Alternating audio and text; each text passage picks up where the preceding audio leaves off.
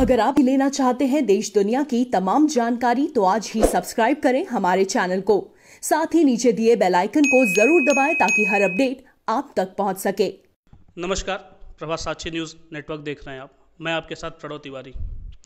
हम उपस्थित हैं गोरखपुर महानगर में और हमारा जो कार्यक्रम रहता है वो हम कोशिश करते हैं कि युवाओं से जुड़ सके, युवाओं की बातों को आगे ला सकें। इसी क्रम में आज हम जिनसे मुलाकात कर रहे हैं उनका नाम है मित्र प्रकाश।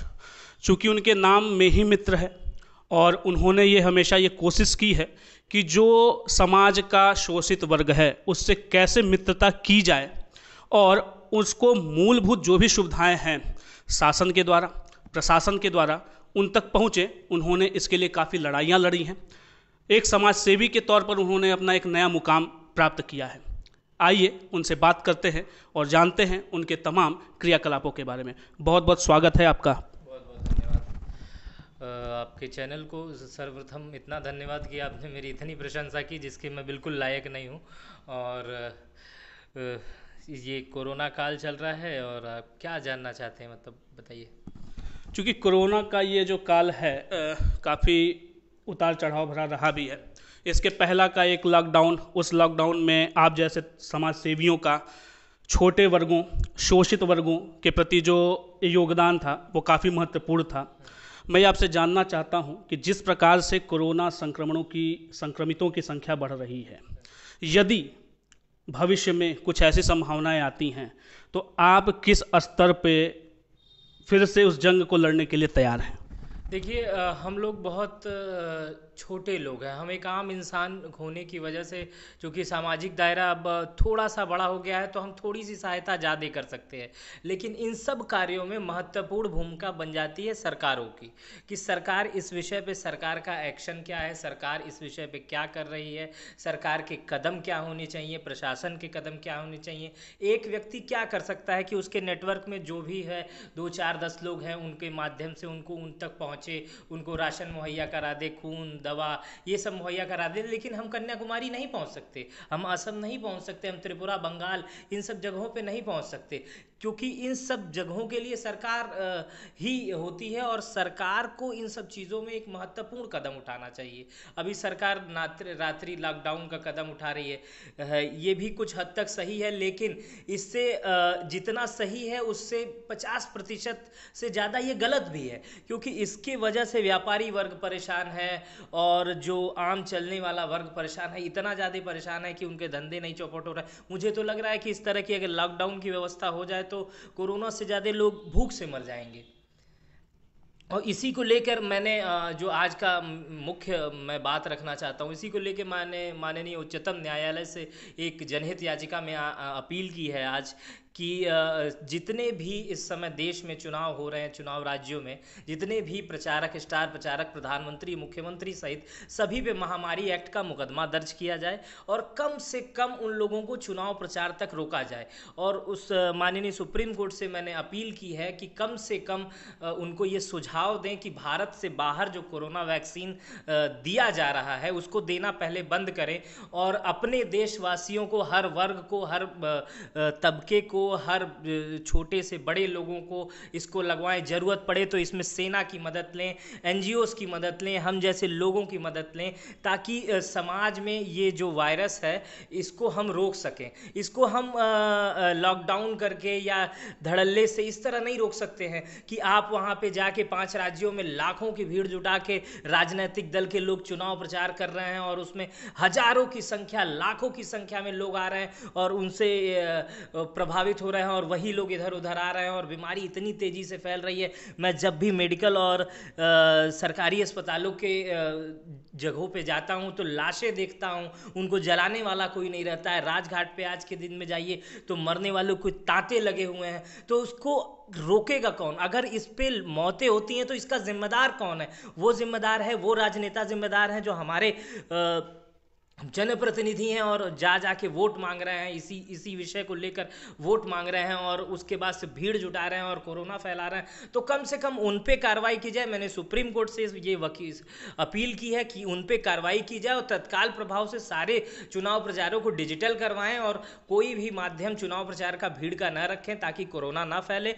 और दूसरी मांग ये की है कि कम कोरोना की जो वैक्सीन है उसको देश के बाहर भेजना बंद करें और सेना के माध्यम से और एनजीओ, प्राइवेट अस्पताल और मतलब जैसे युद्ध स्तर पे हम पोलियो से और अन्य महामारियों से लड़े, वैसे हम कोरोना से भी लड़ेंगे और जीत जाएंगे।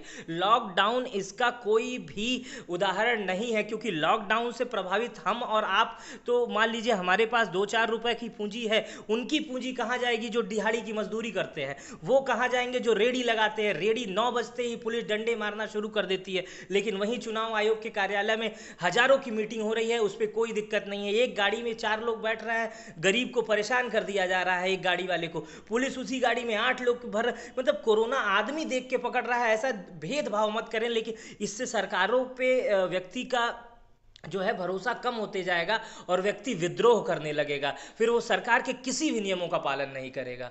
तो कम से कम सरकार से और ये अपील है कि ये बातें माने, और माने ने मुझे लग रहा है कि माननीय उच्चतम न्यायालय मेरी इस याचिका को स्वीकार करेगा और ऐसे लोगों पर कठोर कार्रवाई करेगा।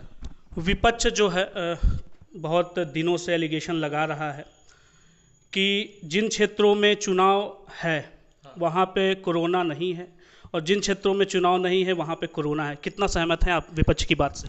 100% सहमत हैं, लेकिन मैं विपक्ष की मजबूती पे सवाल उठा रहा हूँ कि इसको वो लोग इम्प्लीमेंटेशन पे नहीं कर पा रहे हैं। इसको अगर वो सही ढंग से करते तो शायद वो भी इसी चक्कर में पड़े हुए हैं कि हम भी 2-4 वोट जो पा रहे हैं वो भी मेरा ना घट जाए। तो क्योंकि प्रचार में तो वो भी लगे हुए हैं, राहुल गांधी जी भी प्रचार में लगे हुए हैं, अन्य ममता बनर्जी भी प्रचार में लगे हुए हैं, आज वो तमाम लोग प्रचार में लगे हुए हैं। तो अब देखिए कि वो भी लोग चाह रहे हैं कि अब, लेकिन कहा तो जाएगा। अब जैसे मैं राहुल गांधी को तो कहने नहीं जाऊंगा कि राहुल गांधी प्रचार बंद कर दो, ममता बनर्जी से तो कहने जाऊंगा ना, जिम्मेदार से ही कहेंगे ना। हम राहुल गांधी से क्यों कहेंगे, हम तो प्रधानमंत्री से कहेंगे, हम तो यूपी के मुख्यमंत्री से कहेंगे कि आप प्रचार मत कीजिए। क्योंकि अगर आप राहुल गांधी या अन्य विपक्षी दलों को परमिशन ही नहीं देंगे तो वो भी नहीं दे रहे। नियम बनाना तो आपके हाथों में है, आपके हाथ में सरकार है, आपके हाथ में सत्ता है। राष्ट्रपति जी से अपील करूंगा कि इन सब चीज़ों को बंद किया जाए।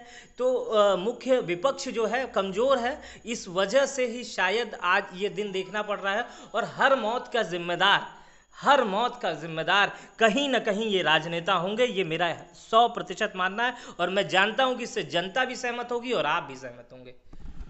युद्ध स्तर पर टीकोत्सव का कार्यक्रम चल रहा है जो कि 14 अप्रैल तक चलेगा और माननीय प्रधानमंत्री के नेतृत्व में सारी कार्यक्रम पूरे भारतवर्ष में कराया जा रहा है। क्या लगता है कितना कारगर साबित होगा ये टीकोत्सव? नहीं, बहुत यही एक अच्छा लगा कि युद्ध स्तर पे आप कर रहे हैं, लेकिन इसको और युद्ध स्तर पे करने की ज़रूरत है। कुंभ स्नान को भी भगवान को भी इस समय भगवान भी नहीं चाह रहे होंगे कि हमारी वजह से लोगों की जान जाए। भगवान में आस्था रखने वाले लोग, जो लोग कुंभ में जा रहे हैं, मैं उनसे भी अपील करना चाहता हूँ कि कम से कम घर में रहें, उस गंगा जल का पानी घर में ही कर लें, वही कुंभ है, वो वहाँ मत जाएं। वो क्या नाम है, जो बंगाल में रैलियां कर रहे हैं वो भी युद्धोत्सव पे प्रधानमंत्री जी कर रहे हैं, वहां भी 5-5 लाख लोगों को बुला के कोरोना बांटा जा रहा है। तो ये गलत है। युद्धोत्सव पे टीका कराएं, लेकिन युद्ध स्तर पे जितनी कार्रवाइयां ये लोग बंगाल में कर रहे हैं या 5 राज्यों चुनावों में कर रहे हैं वो बंद करें। जो देश में धर्म के नाम पे तमाम चीजें हो रही हैं, भीड़ लग रहे हैं, जहां भी भीड़ लग रहे हैं उन चीजों को कड़ाई से बंद कराया जाए। व्यापारियों को मत परेशान किया जाए, आम जनता को मत परेशान किया जाए। जितना नाटक ये लोग ये सब चीज़ों पे कर रहे हैं उसके बजाय ये प्रचार प्रसार पे करें कि कोरोना से कैसे बचा जा सकता है, सोशल डिस्टेंसिंग कैसे की जा सकती है, गली नुक्कड़ चौराहों पे सैनिटाइजर की व्यवस्था करें, फ्री में मास्क देने की व्यवस्था करें, एनजीओज की मदद लें, सरकारी संस्थानों की मदद लें, पुलिस की संस्थानों की मदद लें। देखिए, अगर आप सारी व्यवस्थाएं खुद नियम का पालन करने लगेंगे, देखिए जनता बड़ी भोली होती है। अब जनता ने, प्रधानमंत्री ने कहा थाली पीटिए तो जनता थाली पीट दी। प्रधानमंत्री यही अपील करते हैं कि घर में रहो, सुरक्षित रहो, सैनिटाइजर का इस्तेमाल करो। मतलब ये ऐसी व्यवस्था ना करे कि जनता पे ही वो भारी पड़ जाए, कि जनता का खाने बिना, अब जनता 2 चीज़ें देख रही है कि या तो हम खाने बिना मर जाएं या तो कोरोना से मर जाएं। तो अब कैसे मरे आदमी, ये बाहर निकलना ही पड़ रहा है। आपकी तो तनख्वाह होगी, हमारी भी कुछ पूंजी है, लेकिन उसका क्या होगा जो 150-200 की दिहाड़ी भी काम कर रहा है, उसका भी तो होगा ना कुछ। तो ऐसे लोगों का ध्यान रखना चाहिए। और अवेयरनेस और टीका उत्सव का बड़ा कार्यक्रम, जैसे युद्ध स्तर के अलावा इस कोरोना से जीतने का कोई और उपाय नहीं है। लॉकडाउन जैसी बेकार व्यवस्था को तत्काल बंद कर देना चाहिए, नहीं तो इससे के दुष्परिणाम हमारी अर्थव्यवस्था पे बहुत गंभीर पड़ने वाले हैं। अंतिम में, आप युवा हैं और आप जैसे तमाम युवा समाज सेवी के तौर पर हमारे समाज में उपस्थित हैं, और आप अपनी बेबाकी के वजह से जाने भी जाते हैं और आप लोगों तक पहुंचने का कार्य करते हैं। आपका एक संदेश तमाम उन युवाओं के लिए। मेरा युवाओं से और आपके सभी हजारों लाखों दर्शकों से एक ही संदेश है कि देश में इस समय एक महामारी फैली हुई है जिसका नाम कोरोना है। आप उससे बचें और लोगों को भी उससे बचने की अपील करें।